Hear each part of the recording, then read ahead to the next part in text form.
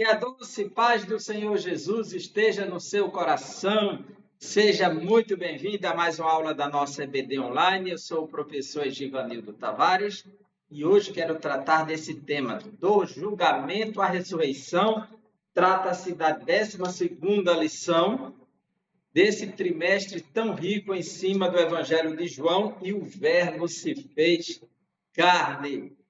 E vamos aprender com essa preciosa lição do julgamento de Jesus à ressurreição. Primeiro, descrever o contexto de prisão e condenação de Jesus. Segundo, explicar o significado teológico da crucificação, morte e sepultamento de Jesus. E terceiro, incentivar os alunos a celebrar a ressurreição de Cristo como uma vitória sobre o pecado e a morte. Então, nós temos aí 3 objetivos fundamentais e essenciais para estarmos estudando acerca deste tema do julgamento à ressurreição. Então, vamos lá, sem mais demora, para a nossa preciosa lição. E o textuário nos diz: e quando Jesus tomou o vinagre, disse: está consumado. Inclinando a cabeça, entregou o Espírito. Esse é um dos momentos mais sublimes do ato da crucificação. Por quê? Porque aqui está o ápice de tudo. Os evangelhos sinóticos, Mateus, Marcos e Lucas, não registram essa fala de Jesus nesse aspecto. Fala apenas que ele expirou e entregou o Espírito. Mas aqui a última fala de Jesus, registrada por João, que estava próximo à cruz, porque o evangelista, esse daqui, olha, o texto sagrado nos diz no capítulo 19, que ali, junto à cruz, a crucificação, versículo 25 diz: e junto à cruz estavam a mãe de Jesus e a irmã dela, e Maria, mulher de Clopas, e Maria Madalena. Vendo Jesus sua mãe junto a ela, o discípulo amado disse: mulher, eis aí teu filho. Depois disse ao discípulo: eis aí a tua mãe. Dessa hora em diante, o discípulo a tomou para casa. É interessante que João, filho de Zebedeu, e pelo que tudo indica, inferindo do próprio Evangelho, Maria era irmã da esposa de Zebedeu. Logo, João era primo dele. E aí, mais um motivo para Jesus entregar ao parente mais próximo da família que está junto à cruz, que é João, o discípulo mais novo. Porque os irmãos de Jesus não criam nele. Provavelmente José já estava morto. Então, naquele momento, o parente mais próximo era João. Mas João, então, registra porque ele ouviu essa voz. João está próximo à cruz. É isso que o texto diz. Então, João captou algo da voz de Jesus que não está nos outros evangelhos, no testemunho. E aquele momento, quando Jesus tomou o vinagre, ele disse: tenho sede. Houve 2 momentos da sede de Jesus, conforme registra Mateus. A primeira vez foram lhe dar água e ele rejeitou. Mateus é quem registra esse episódio. Aqui nós podemos ver no capítulo 27, no versículo, capítulo 27, versículo 34. Deram-lhe a beber vinho com fel, mas ele, provando, não quis beber. Primeira vez, 34. E mais à frente, por volta da hora sexta, deixa-me ver aqui. Mais uma vez ele vai falar em beber aqui. Cadê?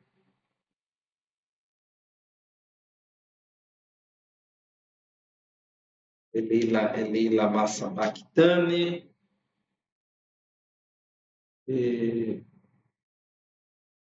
Versículo 48. E logo um deles correu a buscar uma esponja e, tendo embebida de vinagre e colocado na ponta de um caniço, deu-lhe a beber.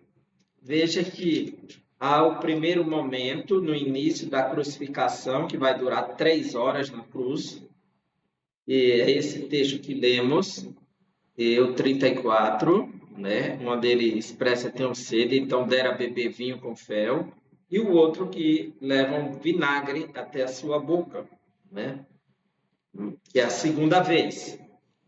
E aqui, essa segunda vez, ela é marcada com essa fala que João registra. E enquanto Jesus tomou o vinagre, disse, está consumado. E a expressão está consumada em grego é tetelestai. Tetelestai é a forma verbal perfeita, que no tempo grego nós temos o perfeito, né? Então, esse tempo perfeito na voz passiva é que ele acaba de receber o impacto desse aqui. Ele diz, está consumado. Está consumado. E quando ele diz isso aqui,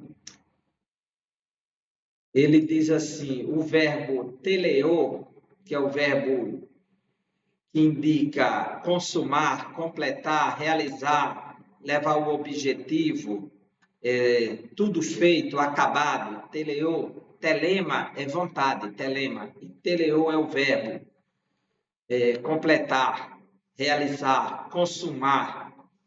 E nesse momento ele vai dizer assim, está consumado. Então ele diz tetelestai. Essa é a expressão de Jesus com este verbo, tetelestai. E essa expressão tetelestai, que aparece aqui, tem um tempo verbal perfeito no modo indicativo, na voz passiva.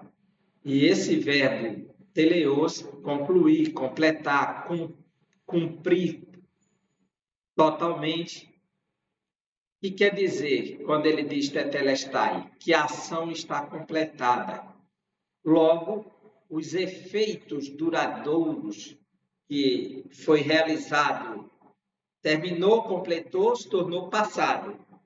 Mas sempre que alguém falar no presente, pode sentir o efeito, porque o tempo verbal é o perfeito.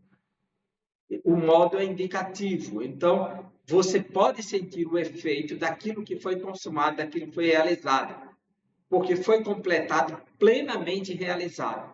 Essa é a ideia implícita nesse texto, dessa fala de Jesus, que é um ponto muito importante para a compreensão dessa fala. Logo, toda a obra da redenção, toda a obra da expiação, toda a obra do resgate, toda a obra de salvação está realizada, completada na cruz. Isso significa que esse ato de Jesus garante da manjedoura até a sua ascensão e glorificação, tudo depende desse ato aqui, dessa consumação na cruz do Calvário. Aqui ele pisa na cabeça da serpente. Aqui ele triunfa sobre o mal. Aqui ele vence, aqui ele despoja os inimigos, principados e potestades. Aqui ele rasga a cédula que era contrária, que nos acusava. Aqui é o lugar de dizer aleluia. Louvado seja Deus, porque Cristo triunfou sobre a morte. A nossa verdade prática nos diz, na cruz Jesus triunfou sobre o pecado, na ressurreição conquistou a vitória sobre a morte. E agora ele garante a esperança viva em que todos os homens podem depositar confiança nele, fé nele, que assim como ele venceu a morte, nós venceremos a morte, porque estamos nele. A nossa introdução nos diz, nesta lição iremos abordar a prisão, a condenação, a crucificação e a ressurreição de Jesus. Do Getsemane até a casa de Anás, Caifás, Sinédrio, Pilatos, Herodes, Pilatos novamente, a condenação final até a sua ressurreição. Essas três dimensões, prisão, condenação e ressurreição, a lição contempla todas as fases. Então, vamos lá. Estes eventos demonstram o cumprimento da missão de nosso Salvador. Toda a missão pode ser resumida na frase tetelestai, está consumado. A obra de Cristo no Calvário e a sua ressurreição constitui a base da esperança cristã. Então, sem ressurreição, não haveria cristianismo. A ressurreição é a espinha dorsal do cristianismo. Então, é fundamental pensarmos sempre no tema da ressurreição. A prisão e a condenação de Jesus. O nosso tema em estudo está no Evangelho de João. A prisão de Jesus se dá no capítulo 18 de João. O julgamento de Jesus se dá no capítulo 19 e 20. E a ressurreição dele, aliás, no capítulo 19, no 20 se dá a ressurreição. No 21, a nova aparição, o Cristo ressurreto aparecendo aos discípulos, que será a 13ª lição. Então, nessa aula de hoje, o nosso foco parte do capítulo 18 de João ao capítulo 19. Então, a prisão de Jesus no Vale do Cedron. Então, a prisão. Nos capítulos 17 e 18 deste evangelho, após ter proferido o seu último discurso, que é o discurso e a oração sacerdotal, e ter preparado os discípulos, para a traição de Judas Iscariotes, que conhecia bem o lugar onde Jesus se reunia com os discípulos, Jesus atravessou o ribeiro de Cedron e fez uma paragem no jardim do Getsêmani. O Getsêmani fica do lado leste de Jerusalém. A cidade de Jerusalém, ela tem um vale do lado leste. O templo olha para o Monte das Oliveiras e entre o Monte das Oliveiras e Jerusalém há um vale chamado Vale de Cedron. Ele começa na parte norte, dividindo o Escopos e o Cedron. O Escopos que vai para um lado e ele para o outro. E se encontra lá embaixo com o Vale de Inom. Esse vale principal, que é chamado também na parte leste, o Vale do Rei, no livro do Gênesis, que Melquisedeque desce para se encontrar com Abraão quando vem da batalha contra os reis do leste e salvar o rei de Sodoma, de Gomorra e Ló. Esse ambiente ele é bem citado nas Escrituras, mas bem na parte principal do lado leste, quando sai da porta principal, em frente está o Monte das Oliveiras, ao lado está um jardim, um horto, e é chamado de Getsêmani, porque havia muitas oliveiras. Até hoje há uma tradição de antigas e tradicionais centenárias oliveiras que estão lá em Israel, são centenárias. E nesse ambiente hoje existe uma igreja chamada Igreja das Nações, onde se focaliza o local, se foca ali no local do Getsêmani. E ali Jesus tinha o costume de se reunir com os discípulos, porque havia prensas de azeitonas lá, de oliveiras, de fazer azeites, né? Aí o nome Getsêmani, Getsêmani, quer dizer prensa de azeite. Jesus vai para esse lugar com os seus discípulos no lado leste, no Vale de Cedron. Chega ao Getsêmani. Este jardim era também conhecido como o Monte das Oliveiras. Aliás, o jardim fica no Monte das Oliveiras, o jardim, no sopé do Monte das Oliveiras. Nós estivemos lá mais de uma vez e visitamos esse local extraordinário. Devido à grande quantidade de oliveiras que ali existia, e existem até hoje, dando continuidade no espaço às centenárias oliveiras. Naquela madrugada, o ambiente neste local parecia carregado de tristeza e angústia. Por quê? Os grandes intérpretes enxergam que, assim como Deus, o primeiro Adão, Deus colocou no jardim do Éden, no lugar de deleite, e ali a serpente derrubou, o segundo Adão, que é Cristo, vai ao jardim do Getsemane para travar a batalha com a serpente. Enquanto Adão se entregou para pecar, Jesus se entregou para romper com o pecado. É bem diferente, segundo Adão. E tudo se dá num jardim. No jardim se deu a queda. No jardim começa a redenção. Então, naquela madrugada, o ambiente neste local parecia carregado de tristeza e angústia. Os soldados romanos e os membros da guarda do sumo sacerdote foram guiados por Judas Iscariotes, ou seja, a guarda do templo, mais alguma escolta de soldados romanos participaram desta prisão de Jesus. E eles foram conduzidos lá por Judas Iscariotes até o local. Judas conhecia, o texto sagrado diz assim, capítulo 18. Tendo Jesus dito estas palavras, saiu juntamente com seus discípulos para o outro lado do ribeiro de Cedron, onde havia um jardim, e aí entrou com eles. E Judas, o traidor, também conhecia aquele lugar, porque Jesus ali estivera muitas vezes com seus discípulos. Então já era um ambiente favorito do mestre. Tendo, pois, Judas recebido a escolta e dos principais sacerdotes e dos fariseus, alguns guardas chegou a este lugar com lanternas, tochas e armas.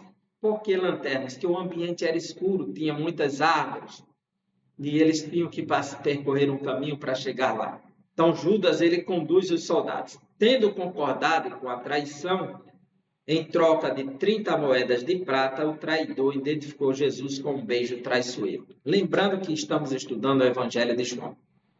João fala que Judas é o traidor, diz que Satanás entrou em Judas, mas não diz a quantidade de moedas. João não diz. Quem diz é Mateus.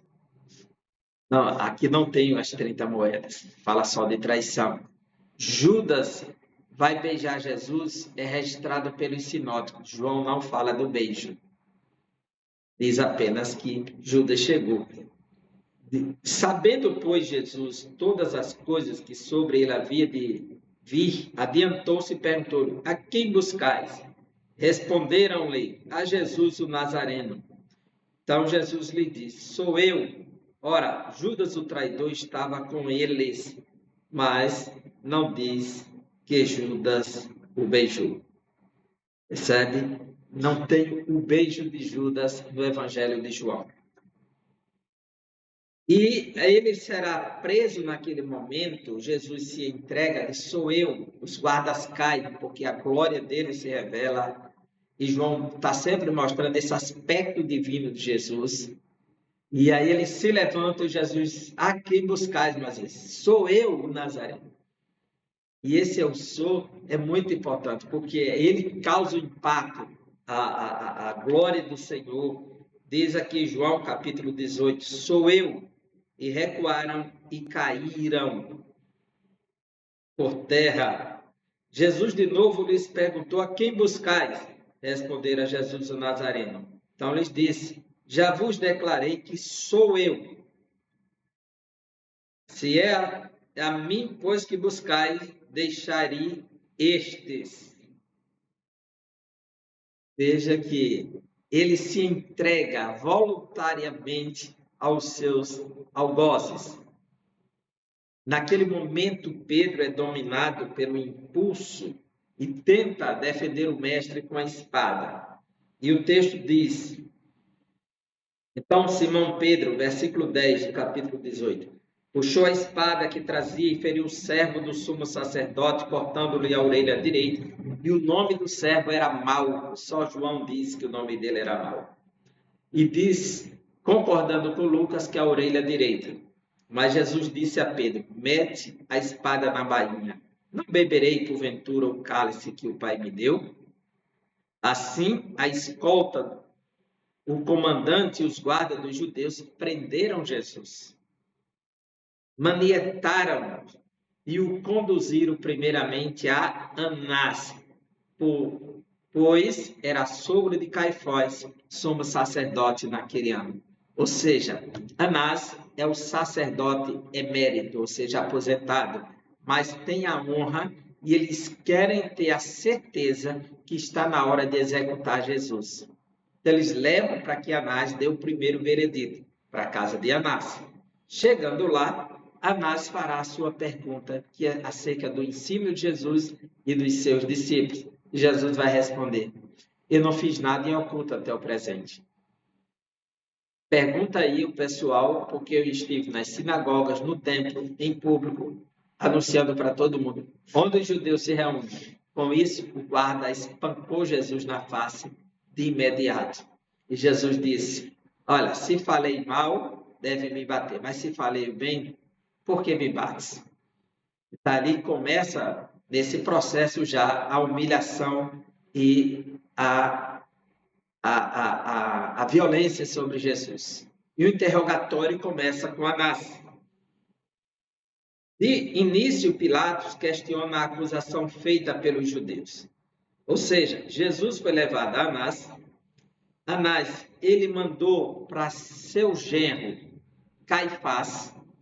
Caifás se reúne com o Sinédrio para dar o veredito final. Então, foi Anás, Caifás e o Sinédrio. Os três processos do julgamento judaico.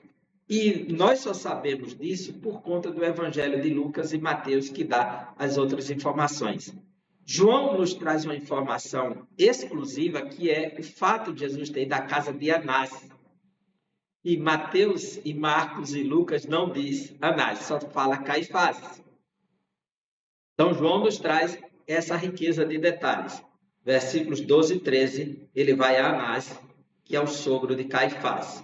No entanto, o texto diz assim, versículo 28, depois levaram Jesus à casa de Caifás para o petróleo, e era cedo de manhã, da casa de Caifás para o pretório. Perdão, vou ler o 24 primeiro. Então Anás o enviou manietado à presença de Caifás, o sumo sacerdote. Então, da casa de Caifás, ele vai para Pilatos, né? Olha só. Depois levaram Jesus da casa de Caifás para o pretório. O pretório é onde Pilatos atendia, porque ele era o prefeito romano, que a Bíblia chama de governador, mas esse título de governador é título de prefeito, né? E ele atendia no pretório, era cedo de manhã. Pilatos só atendia até meio-dia, segundo os registros históricos extra-bíblicos. Eles não entraram no pretório para não se contaminarem, mas poderem comer a Páscoa, ou seja, o pretório é um ambiente romano, gentílico, e eles não queriam se contaminar. Então Pilatos saiu para lhes falar e disse: que acusação trazeis contra este homem? Daqui começa o interrogatório gentílico. De início, Pilatos questiona a acusação feita pelos judeus. Jesus fora detido durante a madrugada e, ao amanhecer, depois de ter passado pela casa de Caifás, de Anás, Caifás, o sumo sacerdote, e também pelo Sinédrio que se reuniu na casa de Caifás, que nós sabemos disso em Mateus 27, 1, e Lucas, capítulo 23, que diz assim. Lucas 23, você pode acompanhar comigo, literalmente, que o Sinédrio era o Supremo Tribunal Judaico, que respondia pelas grandes causas e dava a sentença de morte entre os judeus. Então, aqui, capítulo 23, diz... Aliás, capítulo 22, versículo 66. Logo que amanheceu, reuniu-se a assembleia dos anciãos do povo, tanto os principais sacerdotes como os escribas, e o conduziram ao Sinédrio. Então, ali houve o Sinédrio, a consumação final, e agora chega a Pilatos. O governador, que é o prefeito, como eu disse, né, uma placa que foi encontrada dizendo que ele era prefeito de Roma, e assim levaram Jesus até ele, apesar dele preferir que fosse os próprios judeus a julgar Jesus conforme as leis judaicas. Veja que Pilatos se recusa. A Jerusalém, ela está dominada de pessoas. São cerca de 35 mil pessoas chegando por cada dia. Às vésperas da Páscoa, uma multidão grande, aumentou o contingente de pessoas, a responsabilidade dos romanos.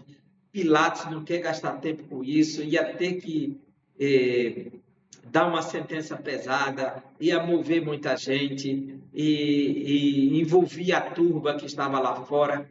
Havia uma série de preocupações. Então Pilatos chega e diz assim, capítulo 18, versículos 28 e 31. Ele diz assim: depois levaram Jesus da casa de Caifás, e Pilatos pergunta, né? Vou ler até o 31.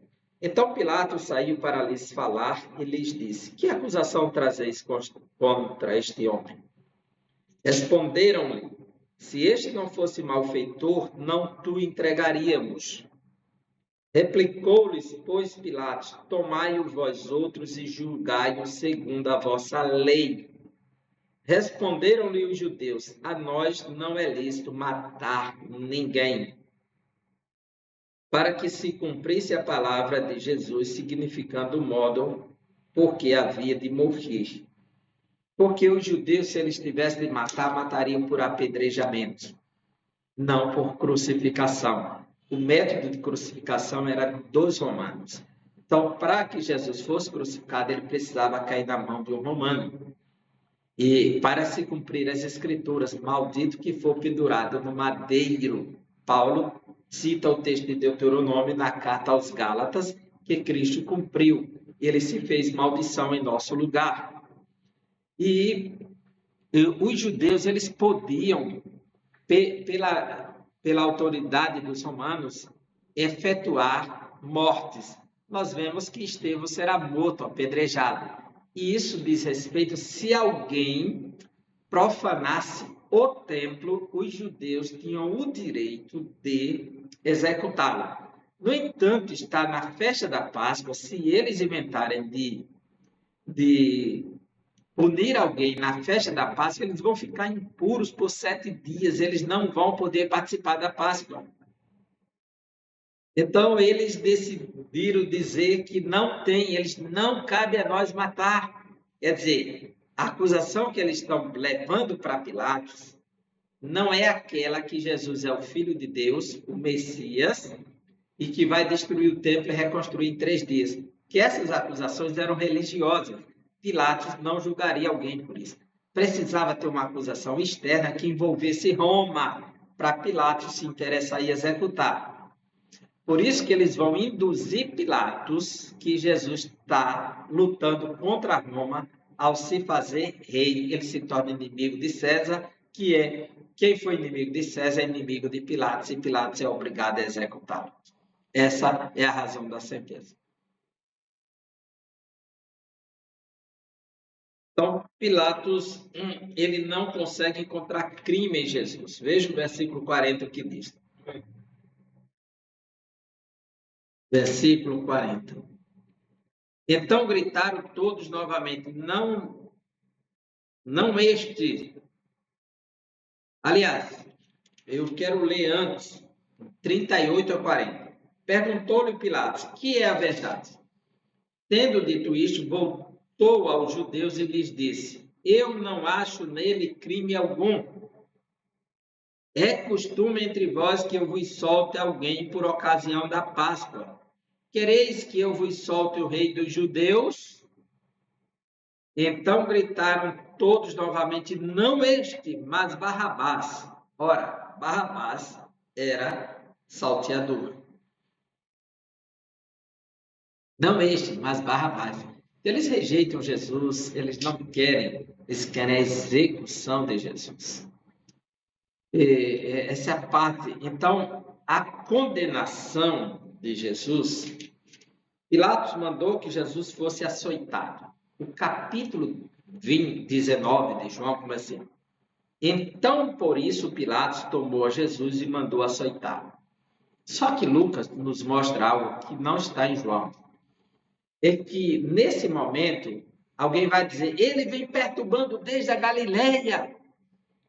Com esse grito, Pilatos da Galileia, então ele é responsabilidade de Herodes, não é minha. A Galileia é jurisdição de Herodes. Ele está em Jerusalém, né? Manda ele para Herodes. E mandaram Jesus para Herodes. Herodes, quando viu Jesus, ficou feliz, queria vê-lo fazer um milagre. Jesus respondeu com silêncio para Herodes. Ele se sentiu envergonhado com isso, mandou os soldados vestirem, espancarem Jesus, humilharam Jesus e devolveram a Pilatos. Quando Pilatos recebe ele, então ele criou uma estratégia para não condenar Jesus. Decidiu açoitá-lo, rasgar toda a pele de Jesus, deixar ele todo flagelado e expor ele numa situação que, quando alguém vê, se ia ficar arrepiado de tanto sofrimento com o corpo dilacerado. E ele faz isso, capítulo 19. Quando Herodes devolve Jesus, aí diz, então por isso Pilatos tomou a Jesus, ou recebeu a Jesus, e mandou açoitar. Os soldados, tendo tecido uma coroa de espinhos, puseram lá na cabeça e vestiram-no com um manto de púrpura. Já essa coroa de espinhos, Lucas não fala, João fala. Veja que cada evangelista traz um detalhe. Chegavam-se a ele e dizia, salve rei dos judeus, e dava-lhe bofetadas. Outra vez Pilatos saiu e lhes disse, eis que eu vos apresento para que saibais que eu não acho nele crime algum. Nesse momento, Jesus está sendo humilhado, envergonhado pelos judeus. Nesse momento aqui, veja, teceram a coroa de espinho, colocaram na cabeça dele. Esse local onde Pilatos apresenta Jesus com a coroa de espinho, manto vermelho, todo rasgado o seu corpo, ele diz aqui, eis o homem, ele vai apresentar aqui, e quando ele apresenta nesse momento, para dizer, olha a situação, veja só, outra vez saiu Pilatos e disse, eis que eu vos apresento para que saibas que eu não acho nele crime algum. Saiu, pois, Jesus trazendo a coroa de espinhos e o manto de púrpura. Disse-lhe Pilatos, eis o homem, eco homo, em latim. Então, o eco homo está lá em Israel, o local onde Pilatos apresentou Jesus à multidão. Construíram uma igreja, que na frente dela tem uma coroa esculpida de espinhos, e dentro dela também, na parte de cima, redonda, tem uma coroa de espinhos lá, para lembrar desse episódio. E veja o estado dele. E naquele momento, quando ele apresenta, aí Pilatos diz assim, ao verem-no, 19:6, os principais sacerdotes e os seus guardas gritaram, crucifica-o, crucifica-o. Ao invés de sensibilizarem, sentir as dores de Jesus, pedir a sua crucificação. Disse-lhe Pilatos, tomai-o vós outros e crucificai-o, porque eu não acho nele crime algum. Os judeus não crucificavam, isso era método romano. Responderam-lhe os judeus, temos uma lei, e de conformidade com a lei, ele deve morrer, porque a si mesmo se fez Filho de Deus. Filho de Deus é outro título dos imperadores romanos que queriam ser Filho de Deus. E aqueles acusam que Jesus se fez Filho de Deus. Tanto era uma blasfêmia para os judeus, como era uma ofensa querer assumir o lugar do imperador romano para os pagãos. Pilatos, ouvindo tal declaração, ainda mais atemorizado ficou. E, tornando a entrar no pretório, perguntou a Jesus, de onde és tu? Mas Jesus não lhe deu resposta. Veja que Pilatos vai então dizer: você não sabe que eu tenho autoridade para lhe soltar e mandar crucificar? Jesus diz: nem autoridade você teria sobre mim se não fosse dada de si. A partir daquele momento, Pilatos procurava soltar Jesus, mas a multidão dizia: se solta este, capítulo 19, versículo 12. Se soltas a este, não és amigo de César. Todo aquele que se faz rei é contra César. Aqui é uma questão política. Eles estão coagindo Pilatos a crucificá-lo. E os gritos em público comprometem Pilatos. Ele não tomou atitude para punir Jesus, que está sendo tido aqui como um rebelde contra César. Todo aquele que se faz rei é contra César. Ouvindo Pilatos estas palavras, trouxe Jesus para fora, sentou-se no tribunal, no lugar chamado pavimento, no hebraico é Gábata, e era a Parasceve Pascal, a cerca da hora sexta, disse aos judeus: eis aqui o vosso rei. E eles, porém, clamavam: fora, fora, crucifica-o. Disse-lhe Pilatos: hei de crucificar o vosso rei? Responderam os principais sacerdotes: não temos rei senão César. Aqui é a sentença final. Trocaram o Messias por César. Fizeram uma escolha terrível e até hoje se paga por isso. Então Pilatos o entregou para ser crucificado. Nesse momento, nosso Senhor assumiu as nossas enfermidades. E ele foi conduzido para se cumprir a profecia de Isaías, que ele levou sobre si os nossos pecados. Crucificação, morte e sepultamento de Jesus. O caminho do Calvário. Tomaram ele, capítulo 19, versículo 17. Tomaram eles, pois, a Jesus, e ele próprio, carregando a sua cruz, saiu para o lugar chamado Calvário, Gólgota, em hebraico. Aqui é o único evangelho que diz que Jesus carregou a sua cruz. Os outros evangelhos dizem que a cruz foi colocada sobre Simão Cirineu. Não diz que ele estava carregando, tombou, não podia, e Simão Cirineu carregou. Quem diz é a tradição. Pode buscar os evangelhos que você verá que Simão Cirineu, o texto vai dizer, veja só, eu vou até abrir aqui nos evangelhos,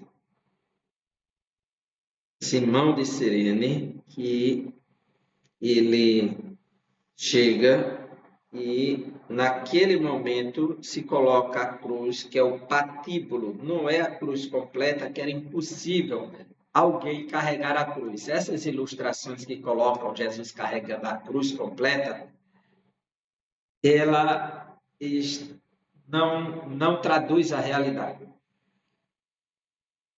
Porque a cruz era algo muito grande que tinha que ser colocado 1,5 metro, mais ou menos, no chão, 1 metro, socar nas pedras para poder ela se manter de pé para sustentar o corpo. Então, essa haste era muito longa e com o peso do patíbulo, que é a haste horizontal, se tornava, não tinha como um homem carregar. Então, essas ilustrações não traduzem a realidade dos fatos. Se carregava apenas o patíbulo, a haste, que representava toda a cruz. O patíbulo, que ele seria preso nessa parte. E os textos vão dizer que Simão é quem carregou esse patíbulo. Veja só, Mateus capítulo 27, diz assim, Mateus 27, 31 em diante, Mateus. Depois de haverem zombado dele, despiram-lhe o manto e o vestiram com suas próprias roupas. Em seguida o levaram para ser crucificado. Assim que saíram, encontraram um homem da cidade de Cirene chamado Simão e o obrigaram a carregar a cruz. É como se Jesus não estivesse levando. Eles saíram para crucificá-lo, mas não diz que ele está levando a cruz. Encontraram Simão e obrigaram ele a levar o patíbulo. No Evangelho de Marcos, nós temos a mesma narrativa, o mesmo testemunho. Veja, capítulo 15, versículos 20 e 21. Depois de haverem zombado dele, despiram-lhe do manto de cor púrpura e o vestiram com suas próprias roupas. Então levaram para fora a fim de crucificá-lo. Levaram Jesus para fora a fim de crucificá-lo. E ocorreu que certo homem de Cirene, chamado Simão, pai de Alexandre de Rufo, passava por ali, vindo do campo. Eles o forçaram a carregar a cruz. Então levaram Jesus a um lugar denominado Gólgota. Então, se você ficar só com os sinóticos, você vai dizer que Jesus não carregou a cruz. Ele estava tão rasgado o corpo que não colocaram o patíbulo sobre ele, segundo os sinóticos. No entanto, João é o único que disse que ele carregou o patíbulo. E se ele carregou, foi muito pouco, porque Simão é quem cumpriu o restante, que ele estava muito rasgado e a madeira dura só prejudicava, ele estava sem forças para isso, fisicamente. O peso que ele está carregando é muito intenso, né? Além do peso psicológico. Lucas registra de igual modo, Evangelho de Lucas, capítulo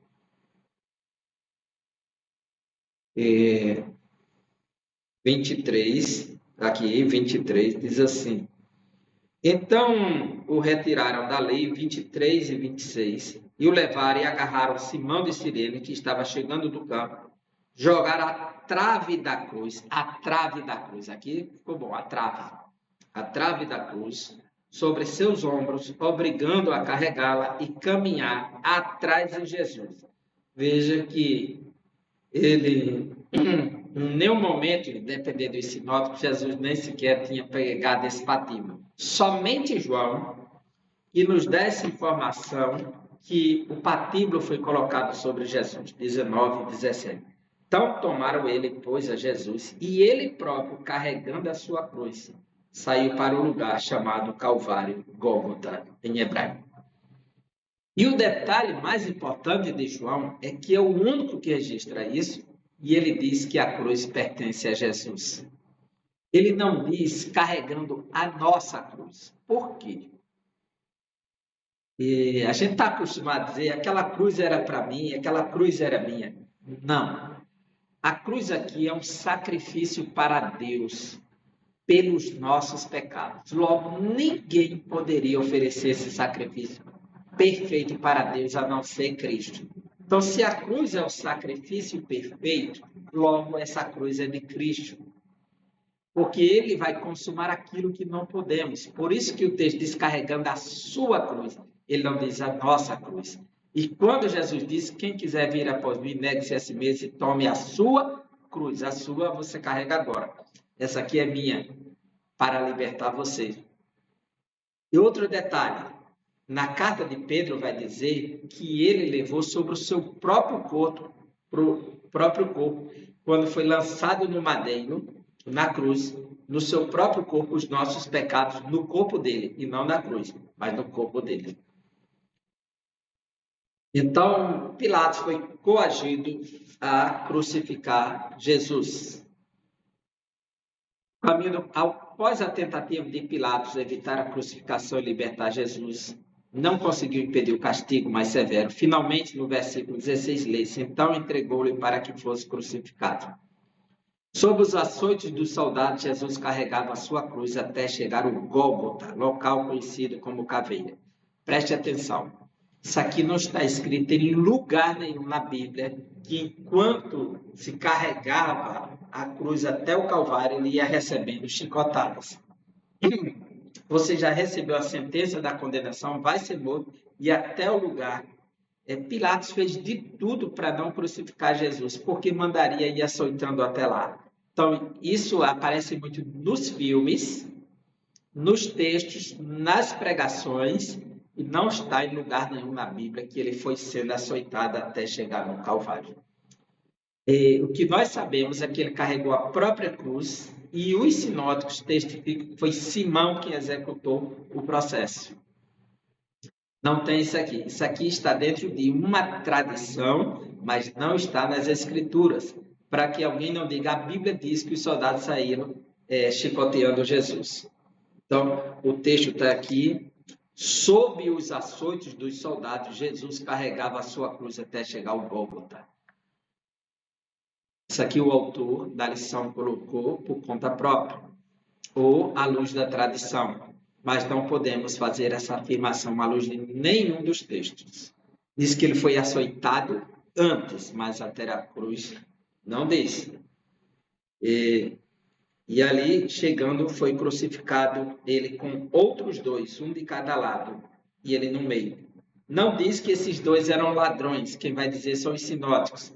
Diz apenas dois, mas não diz a situação nem a causa da crucificação dos outros.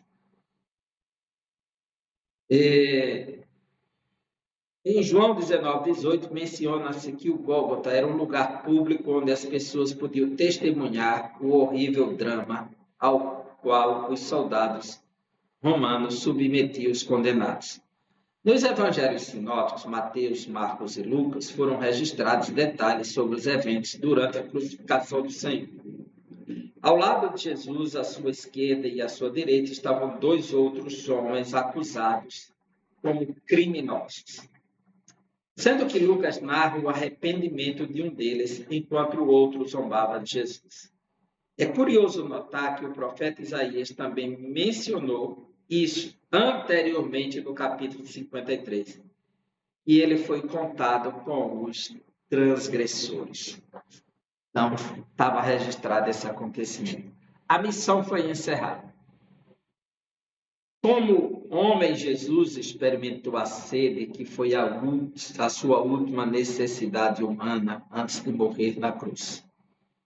A sua sede física foi momentânea e aliviada por uma esponja que não continha água, mas vinagre, oferecida pelos soldados romanos. Ao pedir água para saciar sua sede, Nosso Senhor tinha plena consciência de que a Escritura estava se cumprindo, que aquele momento final, como o homem, se aproximava. A encarnação. Assim, ciente de que sua missão na Terra estava completada, não hesitou em proclamar a vitória do plano divino ao afirmar: está consumado. Aqui, coroa tetelestai, está completo, está realizado. Chegou o fim a missão. Essa é a proposta que está aqui. Então vem o sepultamento de Jesus. No versículo 38, do capítulo 19, está escrito: depois disto, José de Arimateia, que era discípulo de Jesus, ainda que ocultamente, pelo receio de que tinham dos judeus, rogou a Pilatos que lhe permitisse tirar o corpo de Jesus. Pilatos lhe permitiu. Então foi José de Arimateia e retirou o corpo de Jesus. E também com ele Nicodemos, aquele que anteriormente viera ter com Jesus à noite, foi levando cerca de 100 libras de um composto de mirra de aloés. Desculpa. A generosidade de José de Arimateia como discípulo oculto revela quando ele pede o corpo de Jesus. Ele era uma pessoa abastada, rico, e ele leva o corpo de Jesus para um túmulo novo em um jardim, no horto. 40 em diante. Tomaram, pois, do capítulo 19 de João, pois o corpo de Jesus e o envolveram em lençóis com os aromas, como é de uso entre os judeus na preparação para o sepulcro. No lugar onde Jesus fora crucificado havia um jardim, e neste um sepulcro novo, no qual ninguém tinha sido ainda posto. Ali, pois, por causa da preparação dos judeus e por estar perto do túmulo, depositaram o corpo de Jesus. Esse era o sepulcro de José, que era da cidade de Arimateia, mas tinha um sepulcro novo comprado, que não tinha sido inaugurado ainda, escavado na rocha. Por que ele tinha um sepulcro em Jerusalém? Era costume que qualquer judeu rico da Galileia, de Samaria, da região da Palestina, comprasse um sepulcro em Jerusalém, por ser a cidade santa. Eles aguardavam o evento da ressurreição na cidade santa, porque é para lá que o Messias virá, é para lá que os grandes acontecimentos vão acontecer. Então, quem tinha condições comprava um sepulcro novo. Ele é da cidade de Arimateia, José de Arimateia, mas ele compra um sepulcro em Jerusalém. A ressurreição de Jesus. A ressurreição no terceiro dia é algo extraordinário, porque o capítulo 20 vai dizer: no primeiro dia da semana, Maria Madalena foi ao sepulcro de madrugada, sendo ainda escuro, e viu que a pedra estava revolvida. O túmulo vazio. Na manhã do primeiro dia da semana, domingo, ocorreu um terremoto na área do sepulcro e um anjo de Deus deslocou a pedra, sentando-se sobre ela, conforme Mateus 28:2. Foi nesse instante que Jesus ressuscitou do lugar onde o seu corpo se encontrava. O túmulo ficou vazio, servindo como uma evidência clara da ressurreição de Jesus dentre os mortos. E no Evangelho de João é relatado que após o estábulo judaico, Maria Madalena dirigiu-se ao sepulcro, acompanhada por Maria, mãe de Tiago e Salomé, conforme Marcos 16, de 1-3.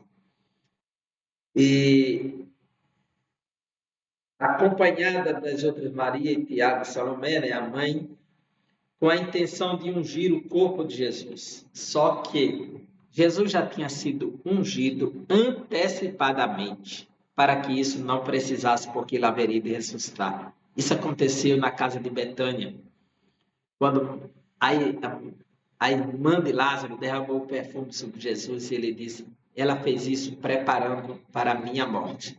Então foi antecipado esse ritual de purificação, de preparação do corpo, porque ele haveria de ressuscitar.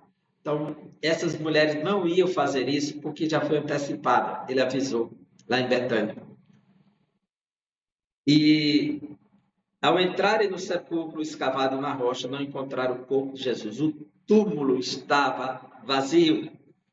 Então correu Maria Madalena, foi ter com Simão Pedro e um outro discípulo, a quem Jesus amava, e disse-lhe: tiraram do sepulcro o Senhor e não sabemos onde o puseram. Saiu, pois, Simão Pedro e o outro discípulo e foram ao sepulcro. Eles correm, chegam lá, não encontram nada. Até o pano está dobradinho, a cabeça lá, tudo pronto, voltam.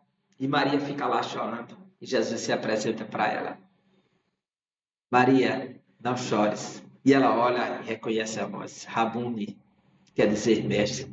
Se revela mestre ressuscitado para Maria. E a partir daí começa o testemunho da ressurreição de Jesus. E para que ele ressuscita? Para cumprir as Escrituras. Capítulo 20, versículo 9, o anjo disse para Maria, que chorava juntas, e ele havia ressuscitado. E quando os discípulos, Pedro e João, entraram, que viram o sepulcro vazio, diz assim: pois ainda não tinham compreendido a Escritura, que era necessário ressuscitar ele dentre os mortos. Então era necessário Jesus ressuscitar dentre os mortos. E voltaram os discípulos outra vez para casa. Era necessário. Em 1 Coríntios, capítulo 15, veja o que o apóstolo Paulo diz. Capítulo 15, versículo 3. Antes de tudo vos entreguei o que também recebi, que Cristo morreu pelos nossos pecados, segundo as Escrituras. E 4. Que foi sepultado e ressuscitou ao terceiro dia, segundo as Escrituras. Então, tem Escritura se cumprindo. Para quê? Para garantir esperança para o povo de Deus. Existem pelo menos duas razões para crermos na ressurreição do Senhor. A primeira baseia-se na palavra de Jesus, que afirmara ser necessário que ele ressuscitasse dentre os mortos. A segunda razão é o fato de Pedro e João terem verificado que Jesus não estava no sepulcro quando souberam do túmulo vazio. No entanto, quando Maria Madalena olhou novamente para dentro do túmulo e viu dois anjos de Deus que lhe asseguraram que Jesus estava vivo, por que buscais o vivente, o que vive no meio dos mortos? Que não é lugar de procurar Jesus. Por que buscar dentre os mortos? Ele já ressuscitou. Então, Maria é a primeira pessoa a contemplar o Cristo glorificado. O Cristo ressurreto, ele quebra. E essa ressurreição garante a esperança para todos. 1 Coríntios, capítulo 15, versículo 14. E se Cristo não ressuscitou, é vã a nossa pregação e a vossa fé.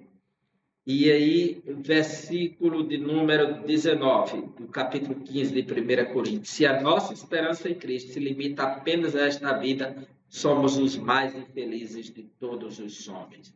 Não há base para a esperança sem ressurreição. O Cristo ressurreto quebra a incredulidade. O Evangelho de Marcos vai dizer que todos ficaram incrédulos, mas quem insistiu na incredulidade foi Tomé. Então Jesus chega, ressuscita e lhe apresenta as marcas da ressurreição. Veja como isso é glorioso. Jesus ressurreto, capítulo 20, versículo 24. Ora, Tomé, um dos 12, chamado Dídimo, não estava com eles quando veio Jesus. Disseram-lhe então os outros discípulos: vimos o Senhor. Mas ele respondeu: se eu não vi nas suas mãos o sinal dos cravos, e ali não puser o dedo e não puser a mão no seu lado, de modo algum acreditarei. De modo algum acreditarei. Essas são as palavras de Simão. No entanto, Jesus vai dizer para ele, versículo 27, e logo disse a Tomé: põe aqui o dedo e vê as minhas mãos, e chega também a mão e põe-na do meu lado. Não seja incrédulo, mas crente. Jesus ressuscitou e deu prova da ressurreição. Ele come com os discípulos, João 21, versículos 3 a 11. Ele chega junto às margens do mar da Galileia, chama Pedro, prepara pão, peixe, ele come com eles, ficou 40 dias com eles, Atos 1 e 3, dando evidências, veja o que diz, provando que ele ressuscitou. Atos, capítulo 1, versículo 3. Esse é o testemunho de Lucas 1 e 3. A estes também, depois de ter padecido, se apresentou vivo com muitas provas incontestáveis, aparecendo-lhes durante 40 dias e falando das coisas concernentes ao reino de Deus, dando provas incontestáveis. O Cristo ressurreto quebra a incredulidade. A tumba vazia é prova da salvação, da esperança, da alegria, da salvação, da presença do Espírito Santo, que se Cristo não ressuscitasse, não fosse glorificado, ele não teria enviado o Espírito Santo. A ressurreição do Senhor Jesus é o evento mais significativo do Novo Testamento. Este acontecimento concretiza a nossa esperança na ressurreição do corpo, tal como está expresso no Credo Apostólico, um importante documento da tradição cristã. Creio na ressurreição da carne. Assim, à luz deste fato, somos encorajados a manter a nossa fé, pois depositamos a nossa esperança naquele que triunfou sobre a morte de forma definitiva, para nunca mais morrer. Inaugurou a vida eterna. Ele é o nosso sumo sacerdote e apóstolo da nossa confissão, o sumo pastor, o vencedor da morte. É o nosso Senhor. Então, do julgamento à ressurreição, Jesus triunfou e está vivo para todo sempre. Amém. E aqui nós finalizamos mais uma lição e te aguardamos para fecharmos esse trimestre com o grande tema renovação da esperança. Um grande abraço e que Deus te abençoe.